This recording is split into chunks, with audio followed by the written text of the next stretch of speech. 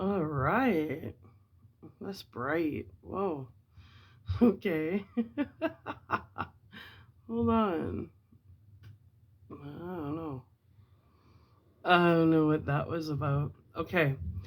So, welcome back, misfits, underdogs, and little ones sneaking onto my channel.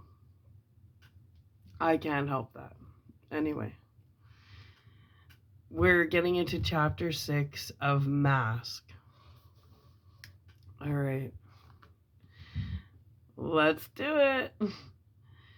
Gar was having breakfast with Rocky and Laritha when Rusty came into the kitchen, obviously suffering from a beaut of a drug hangover. When she saw Laritha at the table, the recognition of last night came back to her like a slow stride. Gar turned and shot her a look that was positively chilling. I don't think Gar was too impressed. She walked silently to the blender and began preparing her health food drink. Rocky didn't even glance at her. His mood had changed radically since last night when he was initially confused and then finally touched by what she had awkwardly attempted to do for him. He found the silver lining. But he had or but he had awakened with a headache and found Laritha and felt both acutely embarrassed and furious about the whole episode.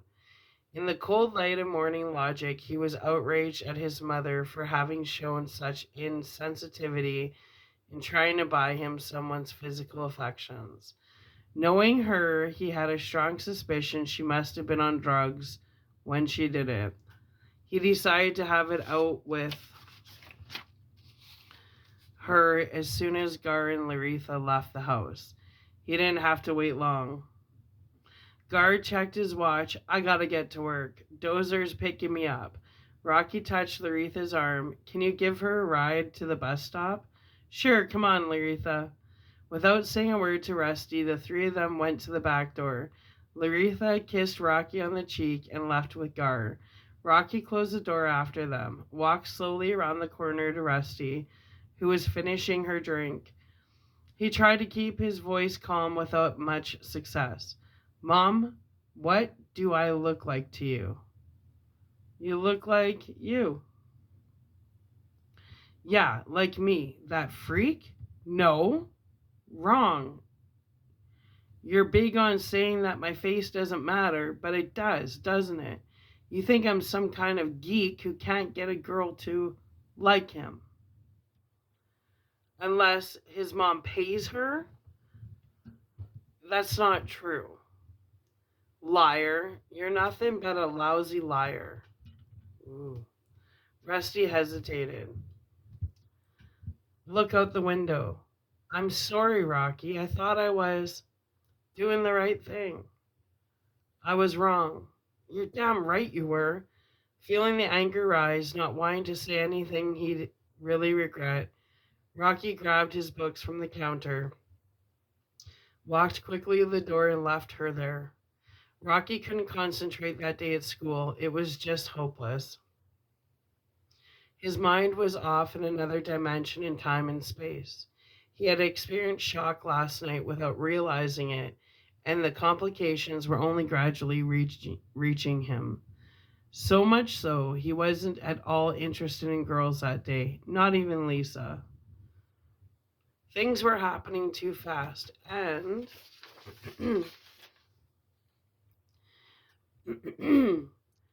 his emotions were having difficulty keeping up. He couldn't verbalize the questions that were rushing at him. The ideas were too abstract, but he could grasp the basic feel and shape of them. The most of the questions concerned his mother. On a subconscious level, she'd given him a glimpse of something that he found frightening in retrospect. What she'd done or tried to do was clearly a drastic reaction to a need he had conveyed to her yesterday. A drastic reaction to what she obviously interpreted as a crisis in his life, and he wasn't at all sure it had been a crisis, or was now. But now he began to wonder about certain questions they'd never really discussed at any length. Maybe the whole emotional hurt triggered by his attraction for Lisa was far more important and complex than he imagined. Specifically, did there have to be a direct connection between love and sexual satisfaction? Couldn't you feel love for a girl without also having desire? He didn't understand the link up there. It just seemed a little dumb. It was overcomplicating something that was basically simple. On another level, it was similar to what Tommy Lasorda always said. Baseball is a kid's game that grown-ups make complicated. But reflecting on that, the agony didn't really work because emotions were complex. And he was certain those complexities increased significantly with age. What would be the long-range consequences in his case? Would he always be deprived of that tremendously important part of life? That kind of happiness because of his face? When Dozer picked him up after school, as often happened, they rode over to Red's cycle repair shop. On the way there, Rocky thought maybe Gar could help to put things in perspective for him. True, Gar was never much on words, and he admitted it, but at least he was honest. He had a way of cutting through all the confusion and getting at the essentials, and that's what Rocky needed more than anything.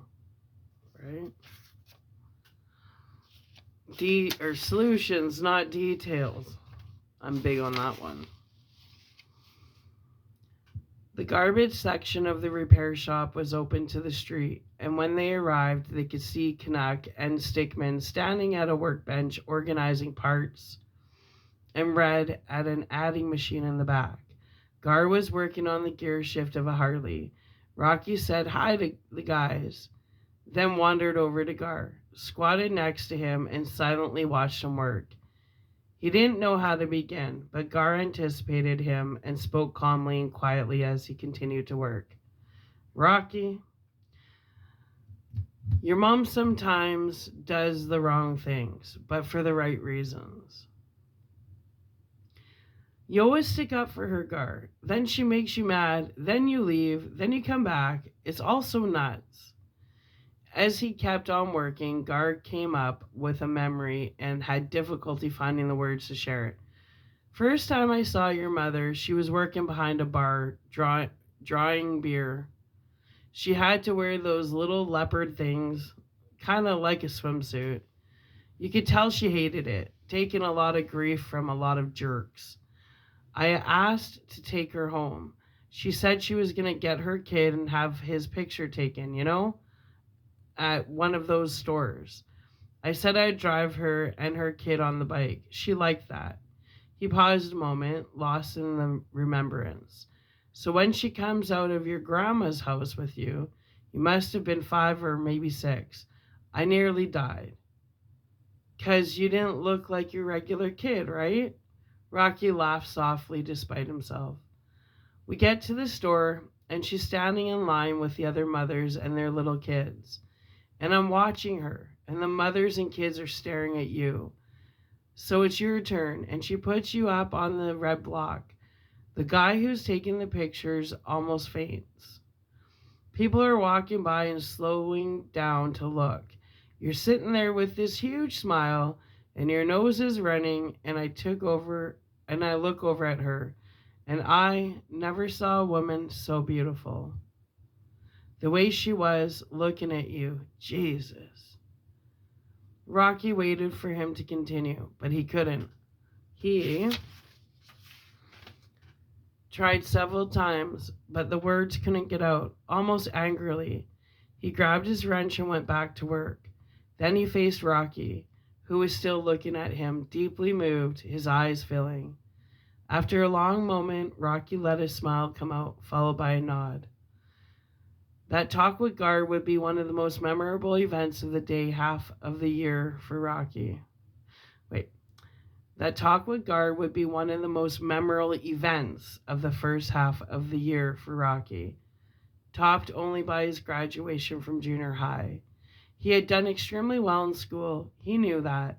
He went into his final exams with an A average, which was tops in his class. The individual prizes would not be announced until graduation night, but he felt certain he had a chance to win one of them. So he would enter senior high with a good leg up on his ambition of getting into Stanford. Gar and Rusty were extremely proud of him and decided to throw a party in his honor. Friday, June the 16th, 1978, was graduation day, and in late afternoon, the curb in front of his house was lined with 6 freshly washed, waxed, polished Harleys, a caravan ready to escort the star to school. Inside, the pre-graduation festivities were well underway with loud music, plenty of beer and wine, and everybody in their best outfits. Gar and Rusty, Red and Babe, Ben, Dozer, Stickman, Canuck, and Sunshine. Everybody except Rocky. They were all waiting for him to come out of his room. Finally, Gar glanced at his watch, walked down the hall, and opened his door. Rocky and Screech were lying in bed in semi-darkness. "We're going to be late," Gar told him. "I'm not going." "Get your ass out here." Rocky stood up slowly, sulking, walked reluctantly into the living room, followed by Screech and Gar. Somebody snapped off the music. Everybody looked at him in silence. "I'm not going," he announced.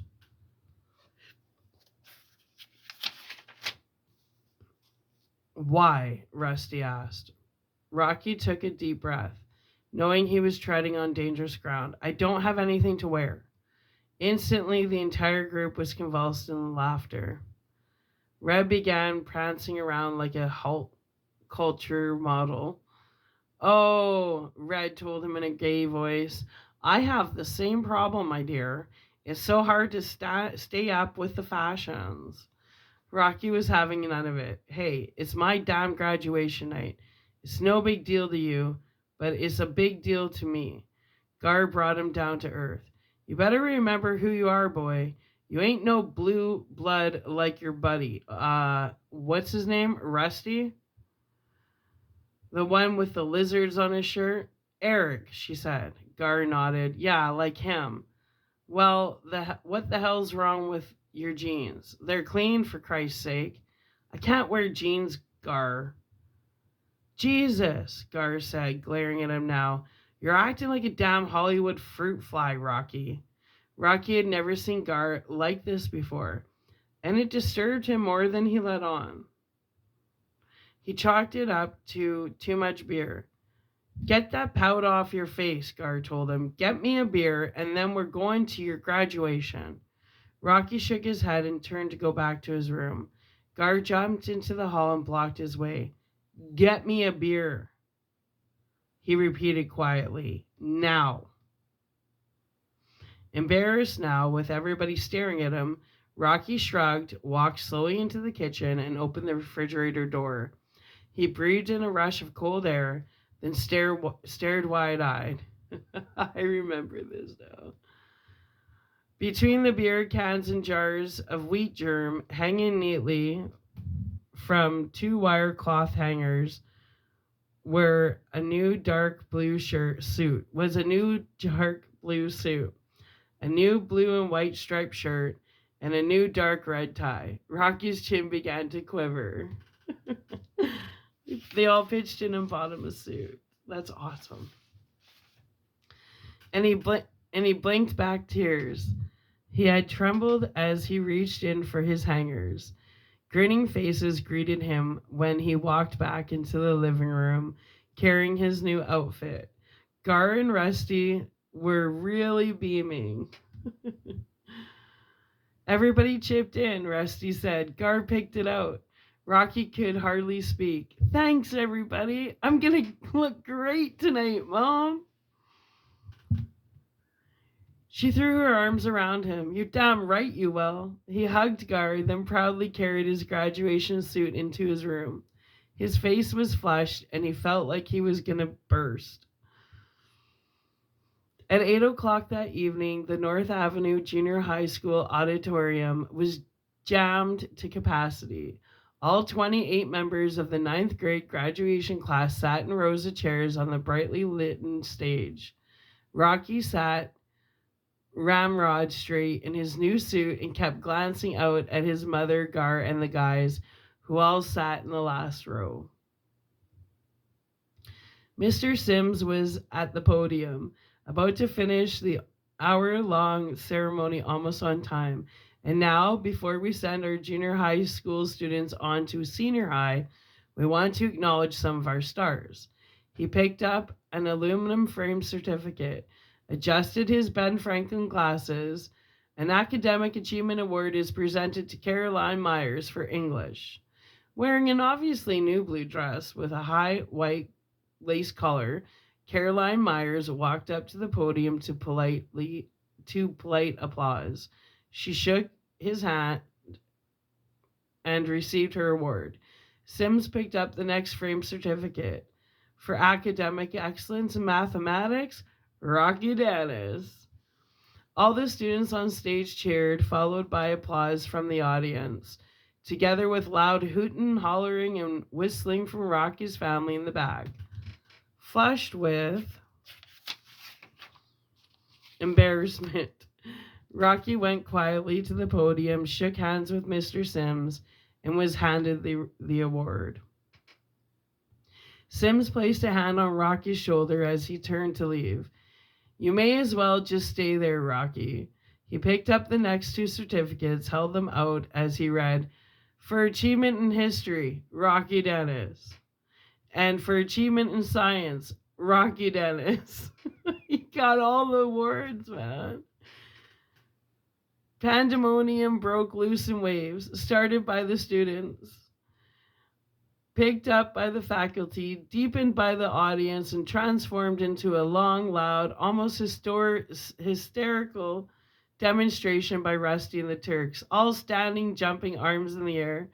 Within 15 seconds, his whole class was standing, cheering, and whistling. Then the faculty stood, applauding, and finally the entire audience. Rocky, holding his 3 framed awards, started to return to his seat in the middle of all of this. But Mr. Sims wouldn't hear of it. He held the boy's arm at first, then added his own applause, which prolonged the standing ovation for at least 1 full minute. By conservative estimates, it was an eternity for Rocky, a minute he would cherish the rest of his life. When the ceremonies were over, everyone filed out of the auditorium. Students joined parents, families, and friends, and Rocky was surrounded by the Turks, who all seemed to be talking at once. Then suddenly the talking around him stopped. Rocky turned to find Dozer standing in front of him. The man placed his massive hands on Rocky's shoulders. All attention was focused on Dozer as he laboriously began to form words and make sounds. He couldn't speak.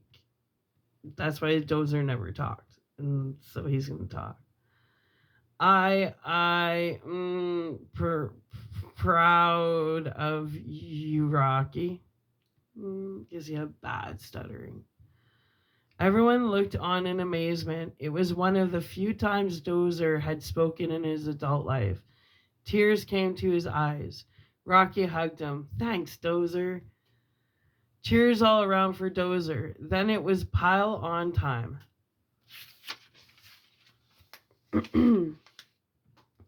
Everybody hugging and kissing Rocky, who was laughing helplessly, clenching his 3 awards to his chest. Later on at the party back at the house, there were small individual gifts from everyone, including cards of 2 players from 1955 Dodgers that he was particularly excited about and pinned up on his board immediately.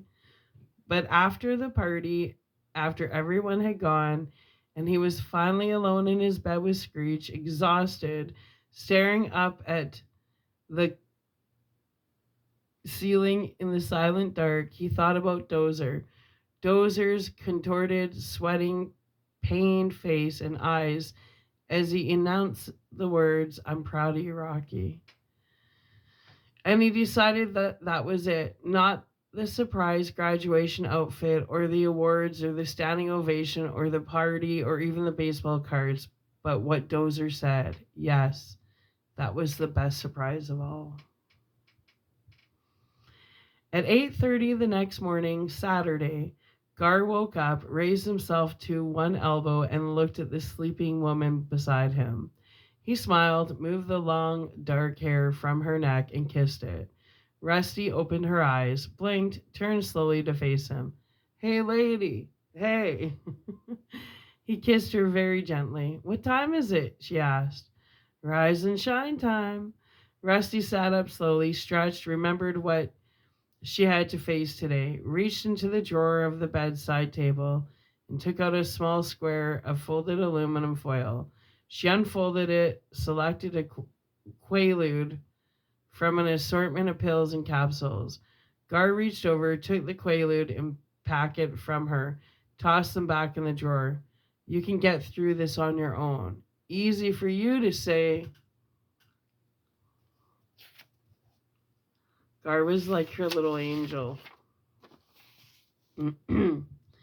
While she spoke, there was a loud banging on the floor. Then, Mom, get up!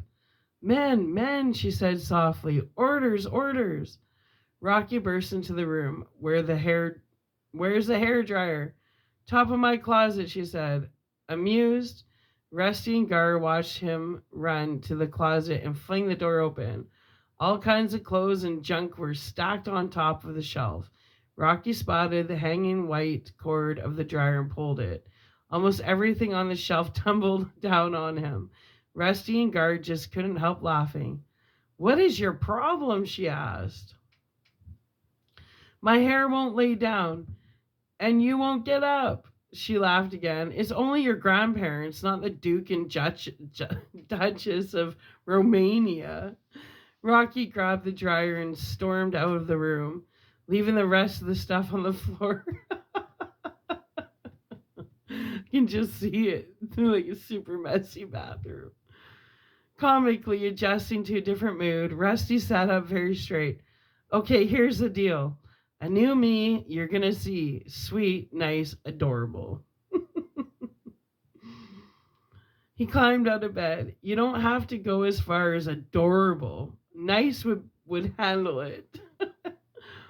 You got it. Nice, it is. Into the new role instantly. She smiled, her most ingratiatingly saturating smile, pulled her hair back into a ponytail, turned and waved it at him. Gar grabbed her shoulders, whirled her around, kissed her, smacked her on the rear, and left the room in a happy mood. As he walked down the hall, he stood at the bathroom door and watched Rocky attempting to coordinate the hairdryer and his hairbrush. Gar shook his head, smiled, went into the kitchen to make some instant coffee, and heard the sound of a car horn blasting nearby. Rocky, who had just snapped off the hairdryer, heard it too. He ran to the living room windows and saw his grandparents' 1971 blue Ford just 2 houses away to his left. They hadn't visited the new house yet and were slowly down in front of every house on the block and sounding their horn. Rocky ran down the hall to his mother's door and pounded on it again, much harder this time. Mom, they're here! Now he tore back through the living room, out the front door, charged across the front lawn, and waved wildly at the car that was just about to move on to the house beyond his. When the car stopped at the curb, Rocky looked at it the way a little kid would look up the chimney on Christmas Eve. The doors opened and out stepped his grandparents, Evelyn and Abe Steinberg, both in their 60s, obviously delighted to see him. He ran to his grandmother first, hugged and kissed her, and she squealed with pleasure. Abe, a short, balding man with a gentle manner and a paunch, wrapped his arms around his grandson and held him tightly. What are you gonna do? Abe asked. Try out for the Knicks? Look how tall he's getting, Evelyn. She shook her head. I can't believe it. Abe started throwing Rocky some shadow punches, fast and quick. Evelyn, diminutive,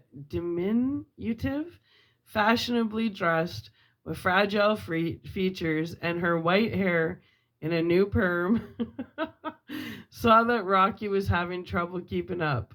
Like her husband, she still had a pronounced New York accent. Abe, stop it. You pull your hair back. He threw his arms around the boy. So show us the new house. Rocky scooted up the lawn ahead of them, picked up 2 empty beer cans left on the porch steps from last night. Abe made note of it and shook his head. Evelyn shot him a glance he'd seen thousands of times over the past 40 years. The don't start shake. I know. Now, Abe, she said quietly, don't say anything. You promised. He responded with an exaggerated sweetness and light smile, similar to the one Rusty had pulled in the bedroom. As they entered the door, Gar came into the living room holding a cup of coffee. Hello, Evelyn and Abe. Abe was obviously pleased to see him. Well, look who's back. Rocky grabbed Abe's arm. Come on, Grandpa, I want to show you my dog. That's all you need around here, a damn dog. Rusty'll be out in a minute, Gar said. Come on, Evelyn, I'll make you a cup of coffee. Abe followed Rocky into his room. Screech jumped off the bed and ran over to him, tail wagging like crazy. Abe smiled, got down, and started scratching him behind the ears. Beaming, Rocky went over to his bulletin board, stood in front of it to block Abe's view. Okay, Grandpa. You ready? He stepped aside to reveal the board, watching his grandfather's eyes carefully. Abe stood and walked up to it, nodding, clearly impressed. There were now a total of 11 cards within the last month or so. Rocky had decided that the whole 25-man roster would be placed in alphabetical order, so the present 11 now occupy positions on all 5 rows with spaces to leave room for the remaining 14. Abe studied each card closely like a jewel merchant examining a diamond. I'm arranging them all in alphabetical order. I see that. When did you get the Jim Gillian? Last month. Abe stepped back, narrowed his eyes. You got one problem. What? The space in the middle looks bad. He reached in his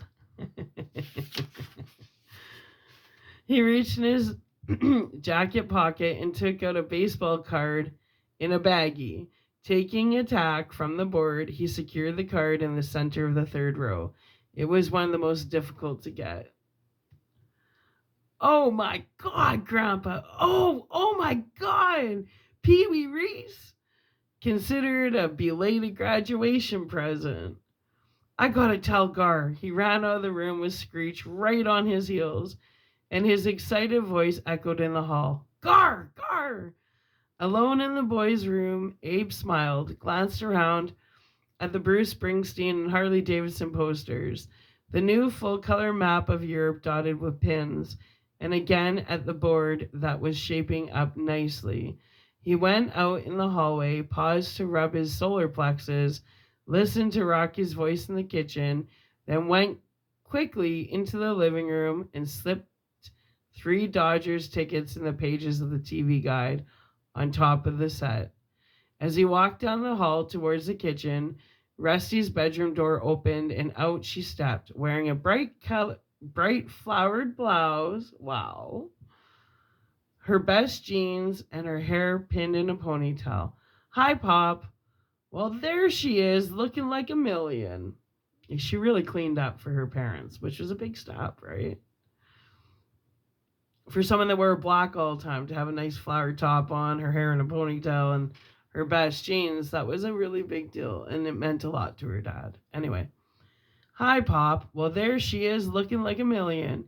You look great too, Pop. She kissed him on the cheek, grabbed his hand, and led him into the kitchen. Evelyn was at the sink, washing the dishes from last night's party, which didn't surprise anyone. Hi, Ma. You want to do the window next?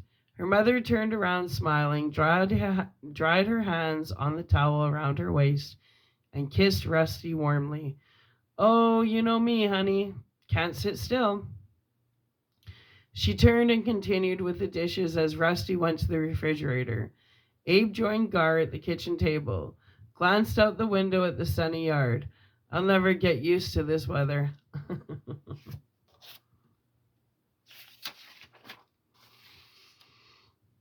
Gar sipped his coffee. How do you like retired life? Drives me crazy, Gar. Man's only as good as his last day's work. You're lucky you got a good trade. Rusty called from the open refrigerator. How long you staying, Pop? He smiled. Already she's trying to get rid of us. No, I was just thinking I'd make a nice lunch. No need, honey, Evelyn said. We'll be running along soon. You cooking? Abe asked. No, order out. Rusty pulled a large roast beef from the refrigerator. No, I have a roast here. You like roast? I couldn't chew it last time. Rocky to the rescue. Remember, Mom, Grandpa had a new bridge. Yeah, Abe said, as if to himself, but I doubt she remembers much about anything that day. Rusty carried the roast beef to the counter, dropped it hard, gave her father a sharp look. She lit a cigarette, inhaled deeply. In the silence, Abe turned to Rocky.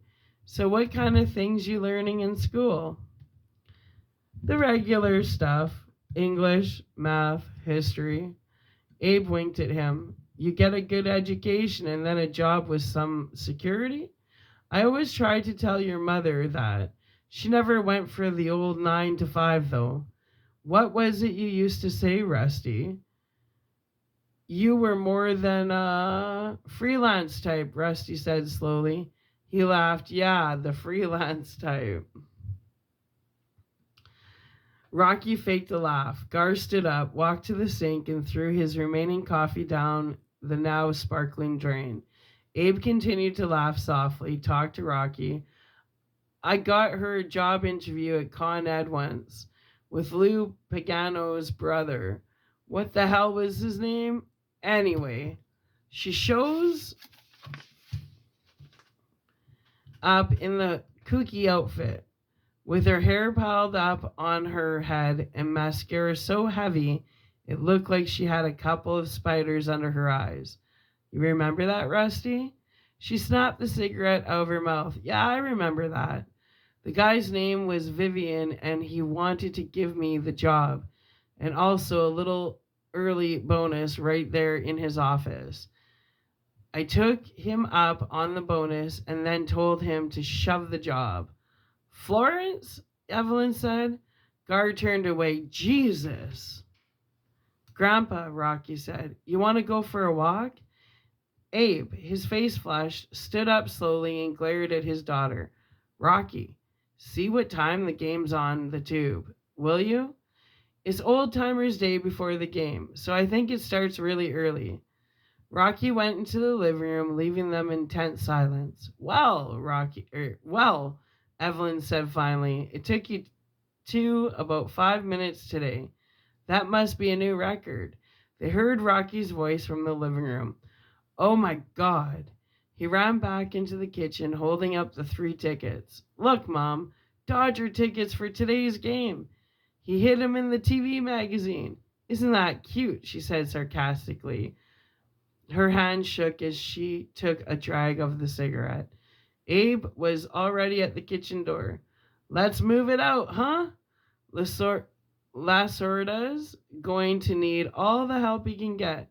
Evelyn went to her daughter and spoke just above a whisper. He tried, Florence. He really did. Yeah. Anyway, I'm glad Gar's back. She kissed Rusty on the cheek, went to join Abe at the door. Rocky, dying to get out of there, rushed up to his mother and gave her a quick kiss. Bye, Mom. See you, Gar. Bye, Rocky, Gar said. Hope you enjoy the game.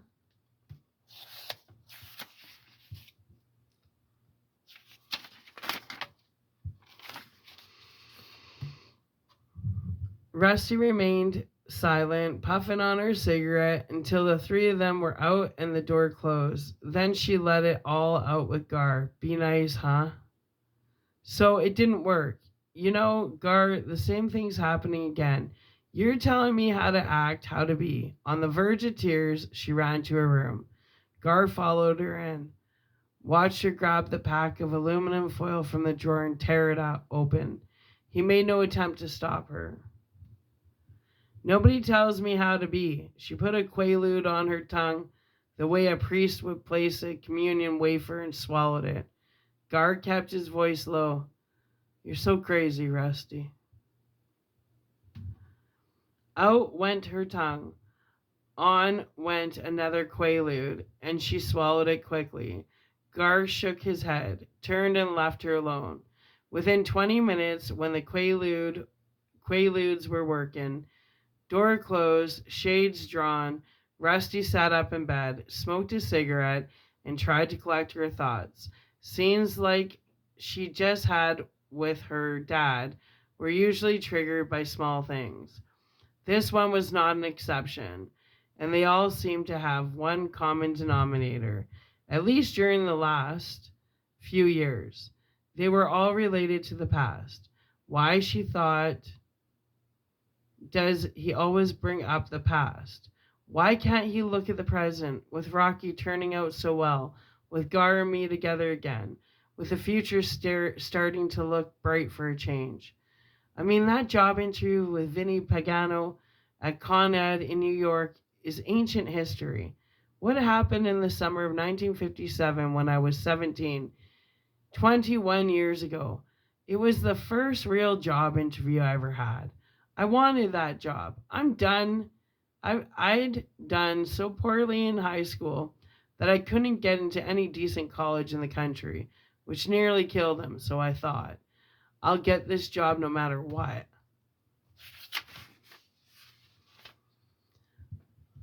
It'll be bright and pleasant. I'll smile. I'll look mature. I'll keep my big mouth shut. I'll do anything just so I come home with a job, a secure job in a nice, secure corporation, which is what he wanted all of his life for me, which would really please him. I never told him what happened in that interview before because I just didn't want to hurt him or Vinny or his brother Lou, who was a personal friend of Pop's and who had arranged it as a personal favor. And because I was so confused and shocked and ashamed. I mean, what did I know at that age? I was no angel, but Vinny Pagano turns out to be such a slime bag. He actually locks the door and tries to seduce me, scares the living daylights out of me. 17 years old. What was I supposed to do? Lie back and say, hey, if that's what it takes to get a job around here, sure? Me? No way. Not even back then, when that kind of sleazy trick was taken for granted. What time is it? Ludes are really working now. Feel 'em? Feel 'em?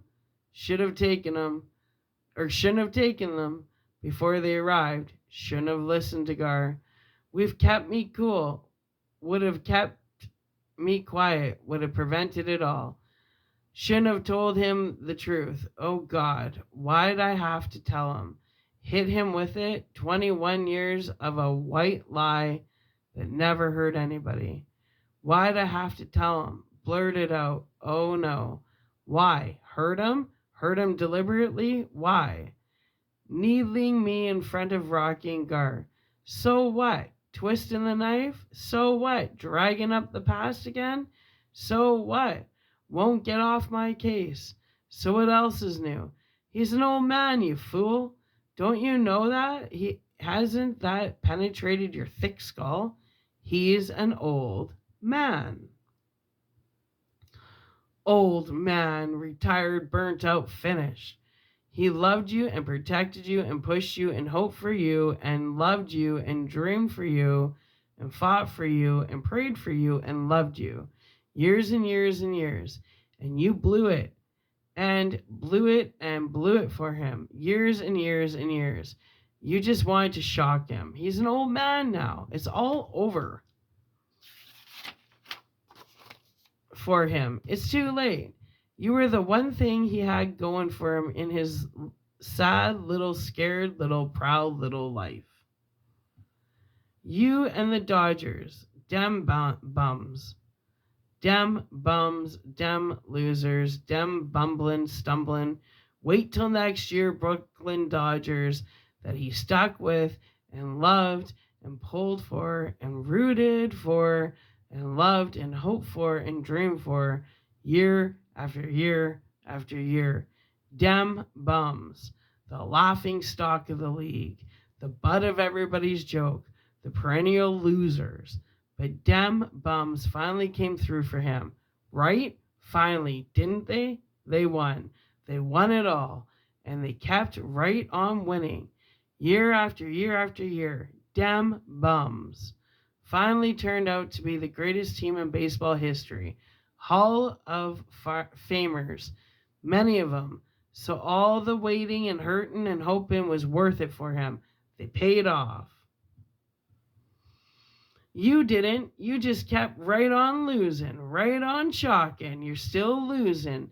You proved it again this morning. Now all he's got going for him is Rocky and memories and hopes and dreams that'll never come true. Oh God, Pop, I'm sorry. I'm really sorry. I loved you so much, and I tried so hard for you. I really tried my best back then. Honest to God, I did. So that's the dynamics between her and her father. Interesting. Okay, so that's the end of chapter 6. And then we're going to go into chapter 7. How many pages we got left here? I think we got 14 chapters, so we're halfway done the book. But I'm going to stop there for now. And, because it's like around 3 in the morning.